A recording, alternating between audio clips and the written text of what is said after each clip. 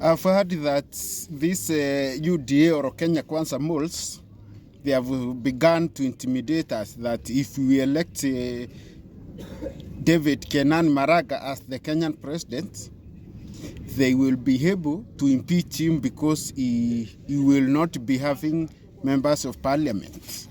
But they seem to be clueless constitutionally, because let's figure it's Maraga, a presidential candidate deputized by Okiya Omtata. Two credible people, a credible combination or a ticket to the presidency. Let's say they win. The president, Kenan Maraga, Deputy President Okiya Omtata, two credible people. If they impeach, constitutionally, if they impeach the president, who in this case is Maraga, then the Deputy President takes over, and that is Okiya Omtata. Then we say aluta continua. We look who is another credible person whom the president who has taken over, in this case Okiya Omtata takes over as the president. He appoints a credible deputy president, someone like Edwin Sifuna or Kivutha Kibwana. No matter the age, Kivutha Kibwana is very credible with the zero dirt of corruption. He appoints someone like Kivutha Kibwana or Edwin Sifuna.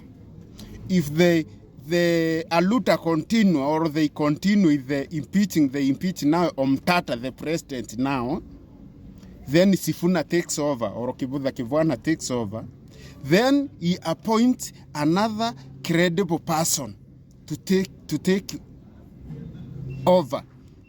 In this case, Edwin Sifuna or Kivutha Kibwana appoint another deputy president who is credible like him. If they impeach that person, after impeaching that, then Sifuna takes over as president or Kivutha Kibwana. If they impeach him, he will have one backup with the deputy president, a credible person like him. You see, the credibility will continue and they will have no peace in Kenya.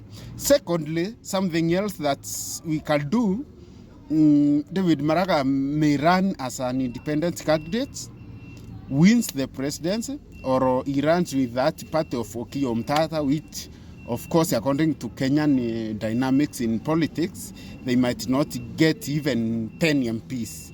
The UDA and the whole such ODM and what have you might be having the majority in the parliament.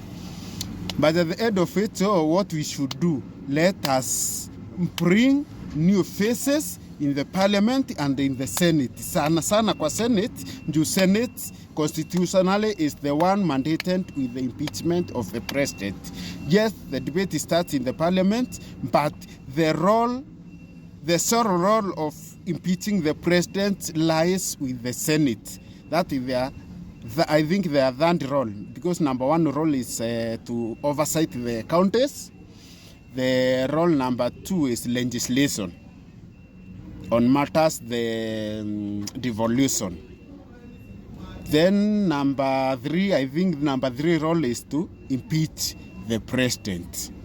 So if the Senate has majority of young people, the millennials and the Gen Zs in the parliament, majority elected on smaller parties, and wengi zaindi wakue on independent tickets, we shall have a peaceful country led by a credible people of combination of Kenan David Maraga and Okiya Omtata or Edwin Sifuna or Kivutha Kibwana. They cannot intimidate. We will have power if we have over that people in the Senate who are elected in those small parties aligned to that ticket of David Maraga and Okiya Omtata. Then we have like 20 or 25 from different counties elected on independent candidates, people with progressive-minded people who will support those people, and the 5 years will be complete and we will give them a second term to change this country completely to be a better place for each and everyone to live. Remember, there is another generation coming after Gen Z. Gen Alphas, I think, were 12, 13 years. By the end, the first term from 2027 to 2032 is completed. The firstborn Alphas who were born in 2012 and 2013, they will be eligible to vote. We will be having another generation, and if this current generation is not sorted out their problems, it will be impossible to rule this. So we should think and rethink as we go into this election. Let us not elect popularity. Let us not elect money. Let us elect ideology, progressive, and people who can see the future. Because Gen Alpha generation is coming. From Gen Alpha, the Gen Beta is coming, and we have to sort that current situation of the Gen Zs, the near future for the Gen Alpha, and the longer future for Gen Beta, so that we may have a better country for our children and the children's to live, so that we may never repeat this mediocrity again of our children seeing the problems that their fathers, their grandfathers, and great-grandfathers could not see. Let us not have a Kasongo system again.